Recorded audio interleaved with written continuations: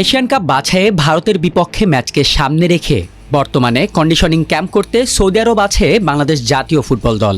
তাইফে সেই ক্যাম্পে এবার যোগ দিলেন বাংলাদেশি বংশোদ্ভূত ইতালিয়ান ফুটবলার ফাহমেদুল ইসলাম।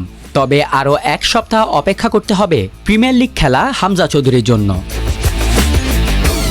বর্তমানে ইতালির পেশাদার লিগ কাঠামোর চতুর্থ স্তরের ক্লাব ওলভিয়া ক্যালসিওর হয়ে খেলছেন ফাহমেদুল ইসলাম, যার পৈতৃক নিবাস বাংলাদেশের ফেনীতে।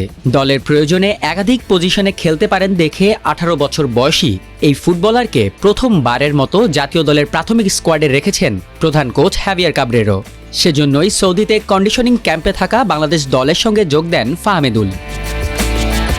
তবে বর্তমানে শেফিল্ড ইউনাইটেডের হয়ে খেলা লেস্টার সিটির বাংলাদেশি বংশোদ্ভূত ফুটবলার হামজা চৌধুরীকে জাতীয় দলের ক্যাম্পে দেখার জন্য অপেক্ষা করতে হবে আরও এক সপ্তাহের মতো। ইংল্যান্ড থেকে তিনি দেশের মাটিতে পা রাখবেন 17 মার্চ।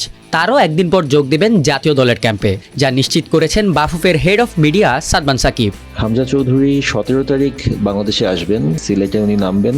নেমে ওখান থেকে সরাসরি তার বাবার যে বাড়ি, মানে দাদা বাড়ি অ্যাকচুয়ালি হবিগঞ্জ, সেখানে চলে যাবে আর কি। ওখানে উনি একদিন থাকবেন। 18 তারিখ তিনি ঢাকায় আসবেন বা দলের সাথে যোগ দিবেন। 25 মার্চ শিলংয়ে ভারতের বিপক্ষে এশিয়ান কাপের বাছাইয়ের তৃতীয় রাউন্ডের ম্যাচেই অভিষেক হতে পারে এই দুই প্রবাসী ফুটবলার হামজা চৌধুরী ও ফাহমেদুল ইসলামের। ম্যাচটি ঘিরে বর্তমানে সৌদি আরবের তাইফে কন্ডিশনিং ক্যাম্প করছে বাংলাদেশ। এর মাঝে একদিনের অনুশীলন বিরতিতে মুসলিম খেলোয়াড়, কোচিং স্টাফ ও ম্যানেজমেন্টের সদস্যরা পালন করেছেন পবিত্র উমরা।